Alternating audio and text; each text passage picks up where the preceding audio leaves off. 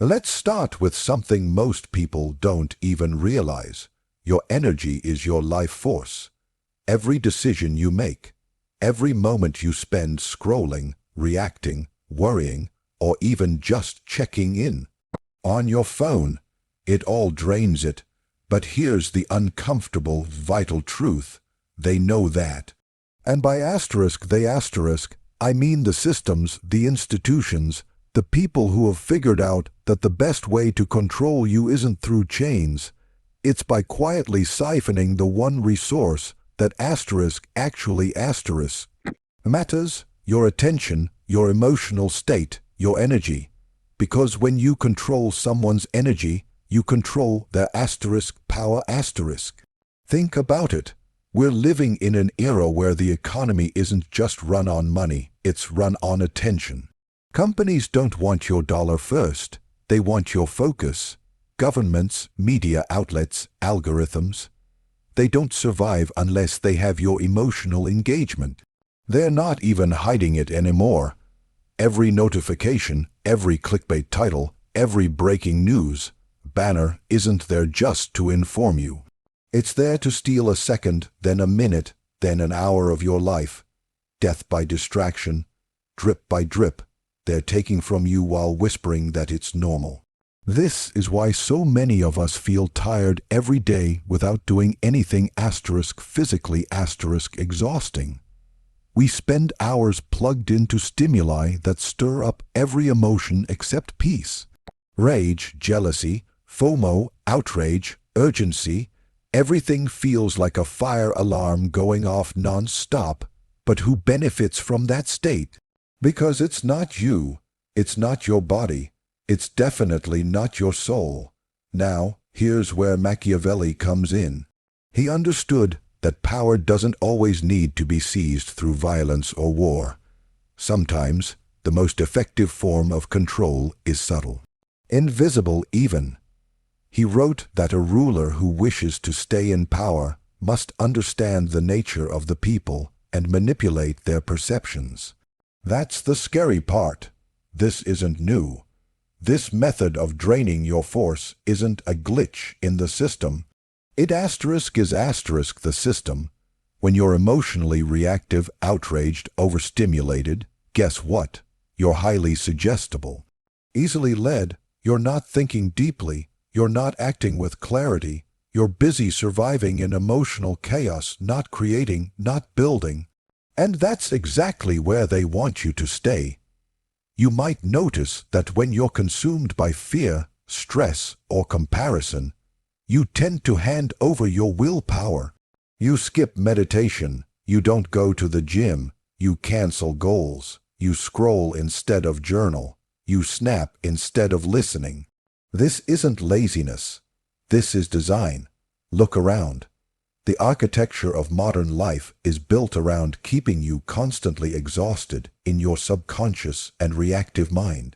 Because when you're not centered, you're dependent. You're easier to sell to distract, to silence. Plugged into the manufactured urgency of everyone else's agenda but your own. But guess what else Machiavelli said? That the wise ruler knows how to appear engaged with the people, while staying ruthlessly focused on his own survival. Translation: if you want sovereignty over your energy, your mind, and your future, you better start playing the same game. You don't need to be cruel, you need to be clear. Your energy is not free. Every emotion you feel comes with a cost. When you invest your energy into the wrong people, the wrong content, the wrong thoughts, you hemorrhage time and life that you never get back. That's why emotional discipline is everything. You've got to treat your energy as if it's as sacred as your heartbeat, because it is. This is not about paranoia or fear. It's about awareness. Because when you become conscious of this, you begin to reclaim your life. You stop falling for the distractions tailor-made to keep you numb. You stop responding like a puppet. You step back, breathe, and choose where your energy goes **, deliberately **. And do you know what happens next? Asterisk, you become dangerous. Asterisk, not violent. Dangerous, not reckless. Dangerous, but unshakably focused, calm, purposeful. You begin to radiate the kind of presence that no one can manipulate because you're no longer operating on autopilot. You're conserving your life force, not leaking it into someone else's design. That's the moment you stop being a pawn and start becoming a player. When you truly understand that your energy is the seed of your reality, you stop throwing it away on things that don't feed your soul or serve your mission. Because here's the truth no one told you.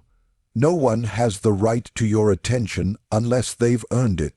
Not your phone, not the news, not your past, not even your boss. Your energy is not a public utility.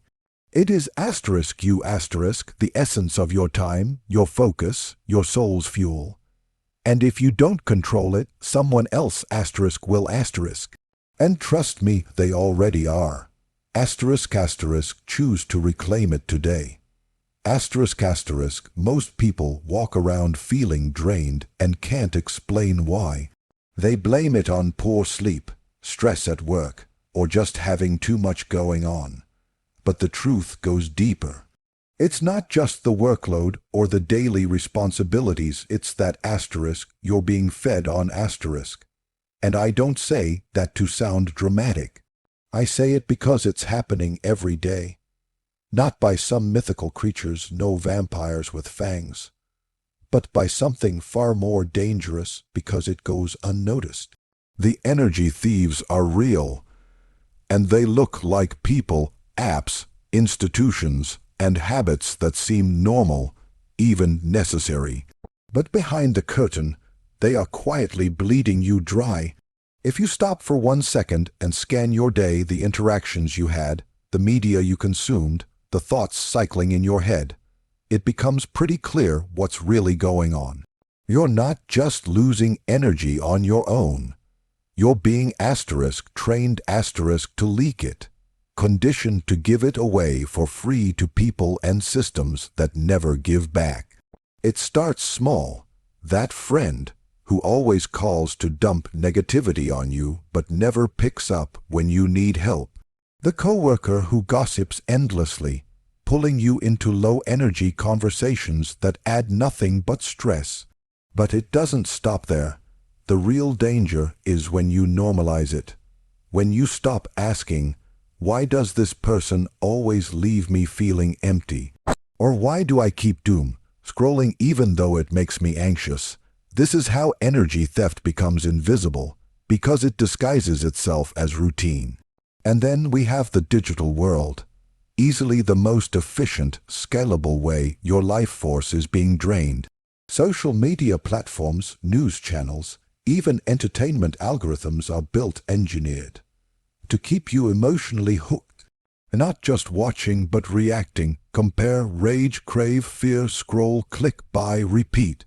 You're not on your phone is on asterisk you. Asterisk it's studying you, pressing buttons in your brain so precisely, you start to confuse stimulation for purpose and distraction for relaxation. But afterward you feel empty. It's not random. That's what a feed is asterisk designed asterisk to do. Extract engagement at the expense of your peace. It doesn't matter if you're right or left, rich or poor, urban or rural, these platforms are designed to keep you emotionally invested in problems you'll never solve, in other people's lives you never live.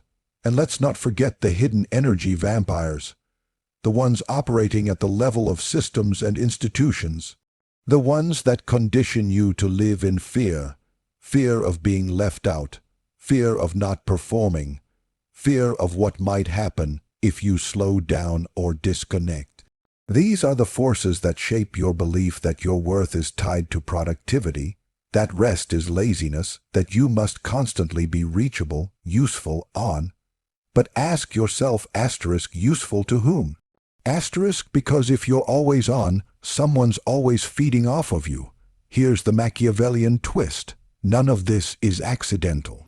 If anyone controls your emotions, they control your decisions. And if they control your decisions, they control your reality.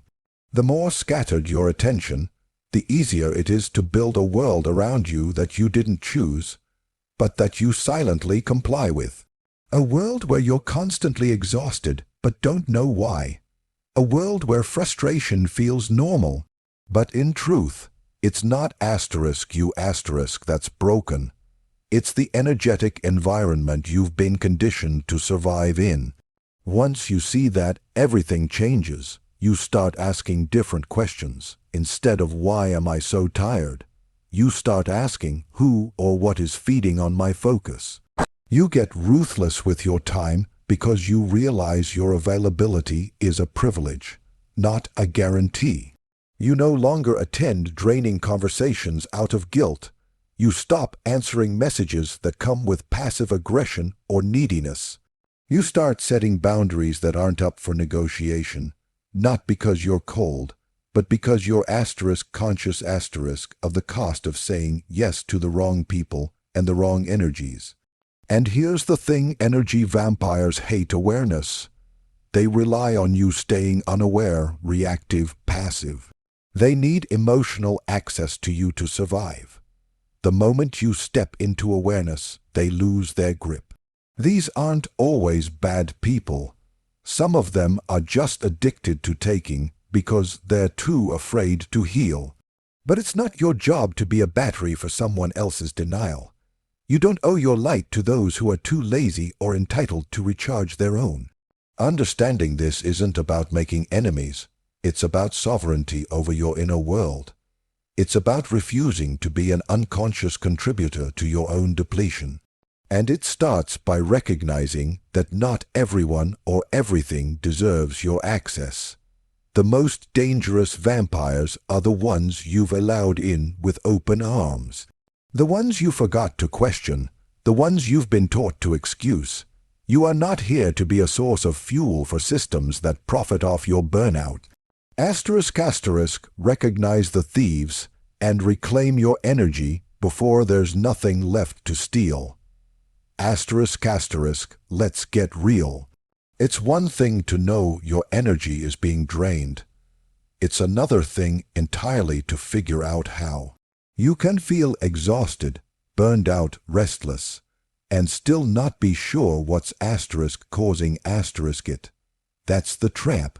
Most people don't even realize the real issue isn't that they're wasting time. It's that they're leaking energy. Slowly. Silently, day after day. You're not falling apart because of one big problem. You're being drained by 1,000 tiny ones you don't even notice. And unless you identify the weak points, you can't plug the leaks. You'll spend your life trying to recharge a battery that's never going to stay full. Now, here's where most people get stuck. They think taking a break or getting more sleep will solve everything. While rest is crucial, it's not enough if you're still bleeding energy through the same holes every single day. You can't just recharge. You have to retain . That means becoming hyper, aware of what's taking from you, even when it seems small or harmless. Your energy leaks often show up in ordinary moments. That 5-minute argument you replay in your head all afternoon. That one passive-aggressive text that messes up your whole mood. That meeting you didn't want to go to, but agreed to anyway out of guilt. None of these things are dramatic, but together they're a pattern.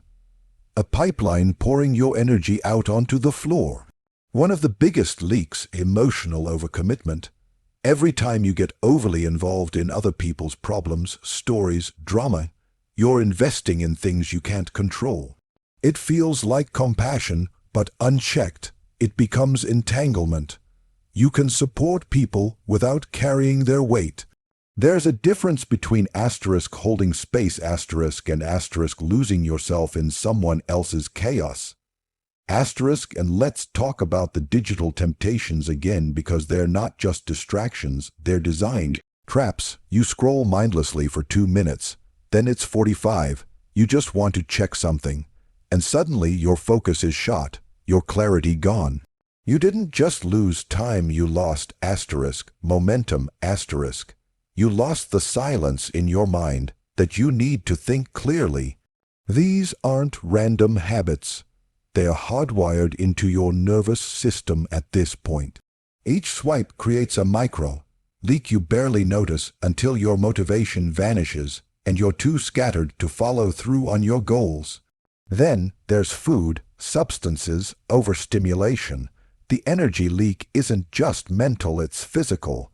What you consume is either charging your system or slowing it down. Processed food, artificial energy drinks, late night binging, none of it looks dangerous in the moment, but look at the results: foggy thinking, irritability, lack of drive. You can't be spiritually sharp if you're physiologically fried. This is the Machiavellian angle most people miss. Long-term control doesn't require direct force anymore. It just requires that you keep leaking energy quietly, consistently, until you've got nothing left to challenge the system with. Until you're so worn down, you accept anxiety as normal, overwhelm as inevitable, numbness as life. Most people aren't enslaved by chains. They're trapped inside themselves, stuck in loops that drain them mentally, emotionally, spiritually. And the worst part, they believe it's just how things are. But that's not how things have to be. The moment you start mapping these leaks, you begin to take your power back. Start small. After every interaction or habit, check in with yourself. Do I feel more energized or less? You'll be shocked how fast you start seeing patterns. Maybe it's that one person who always calls to talk about themselves. Maybe it's that social account that always makes you feel like you're not good enough. Maybe it's that morning routine that feels rushed and chaotic instead of focused and centering. These are clues. You aren't crazy. You're sensing the leaks. And here's the uncomfortable truth. You're probably leaking energy in places that feel familiar. Even comforting, because we get addicted to our leaks. We confuse intensity with meaning, drama with connection, noise with importance. That's why some people keep going back to the same destructive relationships or habits. It's not just the person or the thing. It's the emotional attachment to the pattern. But freedom doesn't come from repeating what drains you. It comes from having the courage to disconnect, even if it's uncomfortable at first. This is where true clarity begins. When you get still enough to notice what actually nourishes your energy and what starves it. Not what looks good, not what people say you should do, but what truly strengthens you. Sometimes that means cutting ties. Sometimes it's changing your environment. Sometimes it's just learning to say no without explaining yourself. You build energy protection like you build a fortress, one deliberate choice at a time.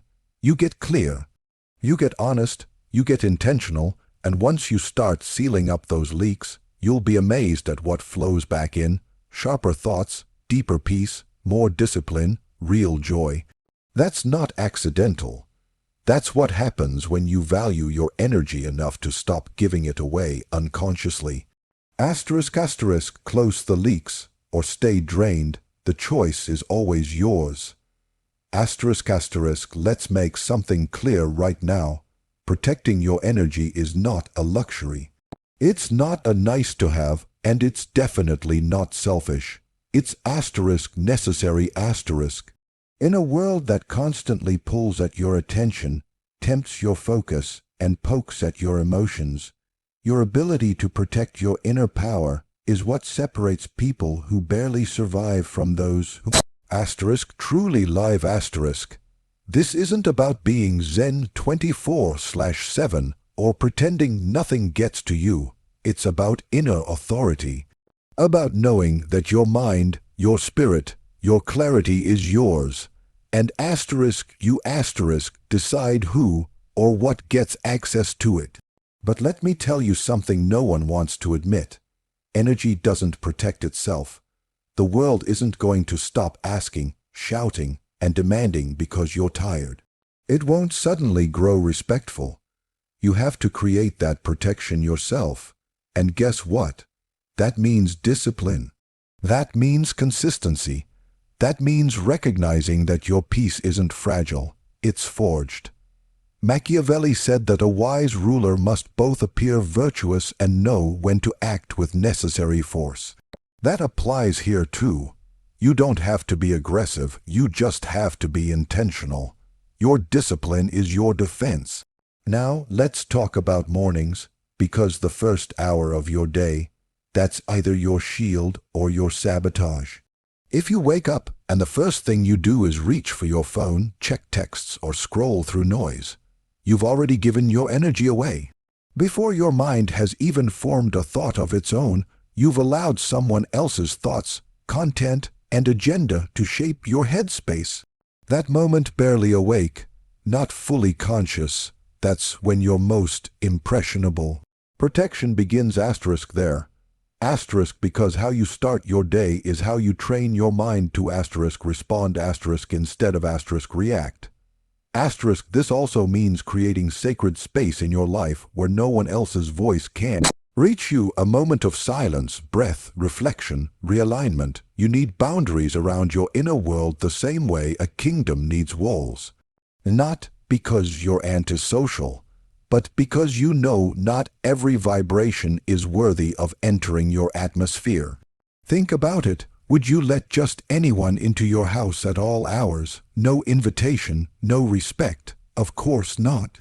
So why let them into your mind?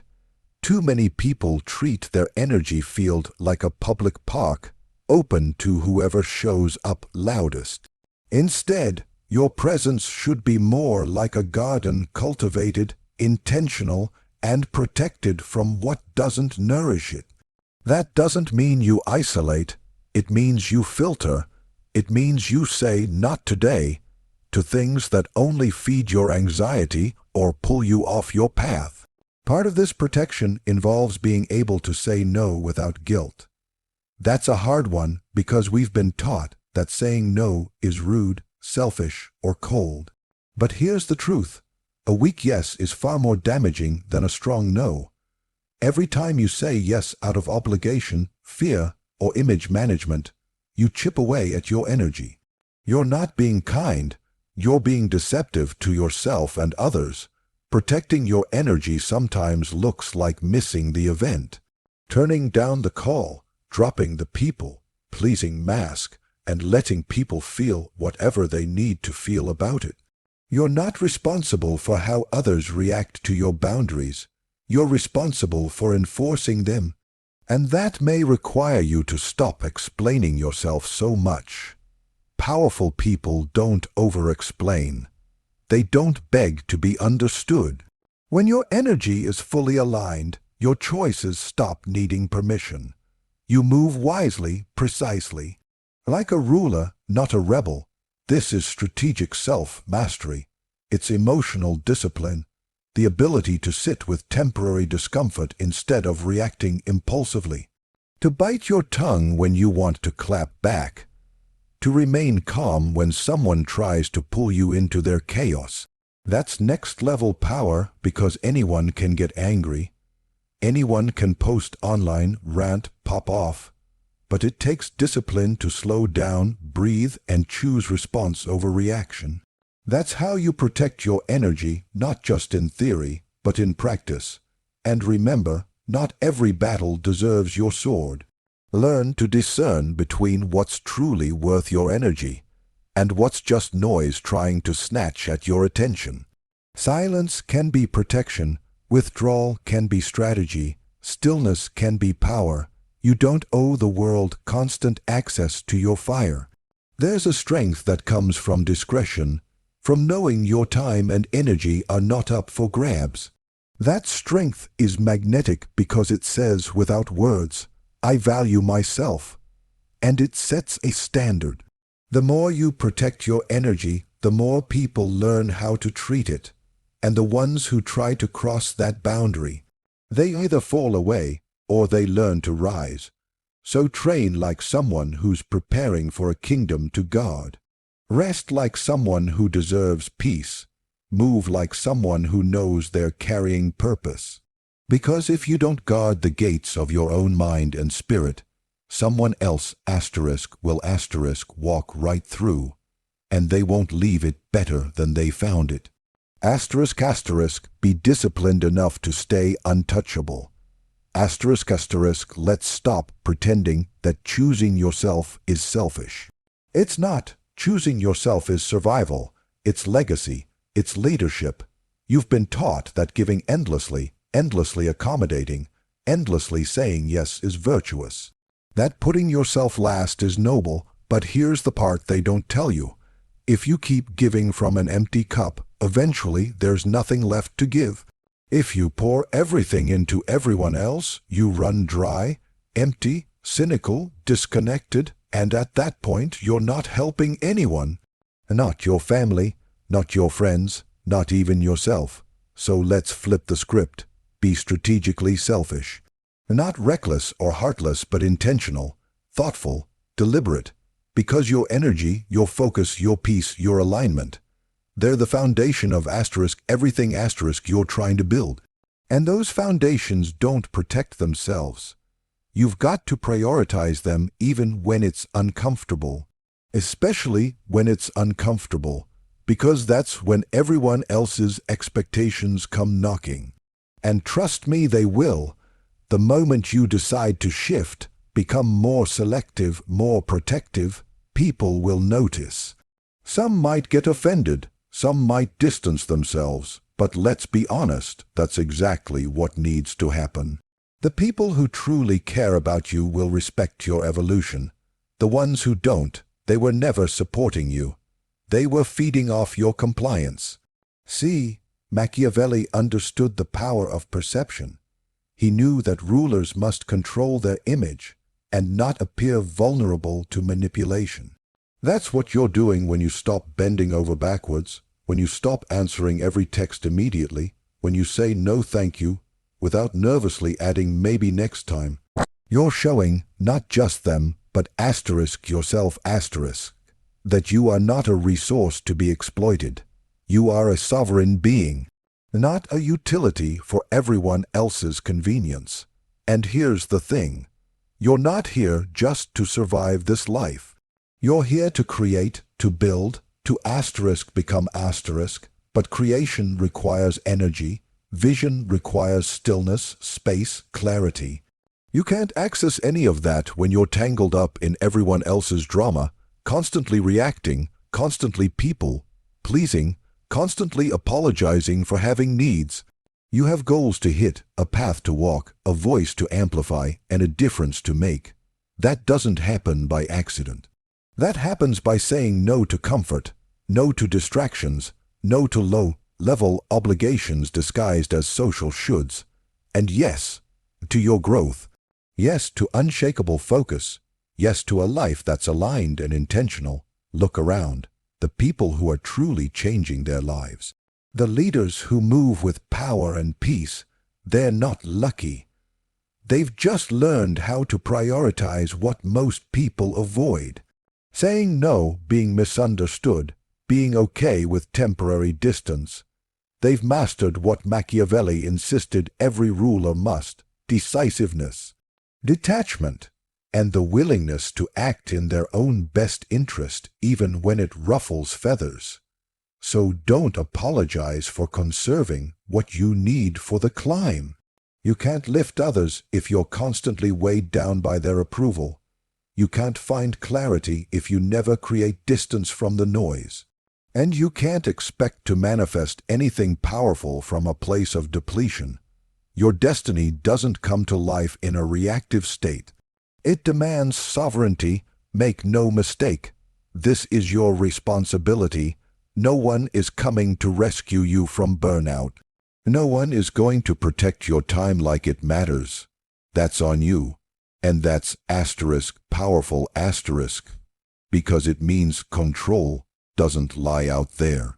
It lies with every boundary you set, every habit you protect, every hour you reclaim from the meaningless. Something changes when you really start valuing your energy. You stop entertaining low-frequency people. You stop negotiating with your vision. You start showing up to your goals like they matter, because they do. You stop waiting for permission and start operating like your presence is a privilege, because it is. That's not arrogance, that's alignment. To protect your energy is to protect your future. It is to understand that every moment you spend draining yourself for validation, comfort, fear, you delay your own evolution. So be selfish with your focus. Be uncompromising with your mornings. Be protective of your peace. Not because you're hiding from the world, but because you finally understand that your energy is the most powerful weapon you have. You want to serve people deeply. You want to make an impact. Then make your own cup overflow first. That's how you give with strength instead of sacrifice. That's how you become magnetic instead of desperate. That's how you transform, not just yourself, but everything and everyone around you. People will wonder what changed. The answer? You started choosing yourself at a level that couldn't be ignored. You stopped explaining and you started embodying. You became strategic, intentional, ruthless, with your decisions, your time, your mental space. It's not ego, it's your edge. So don't be afraid to say no more often. Walk away faster. Protect your silence. Move with focus. Live with boundaries, not for attention, but for expansion. Your energy is sacred. Act like it.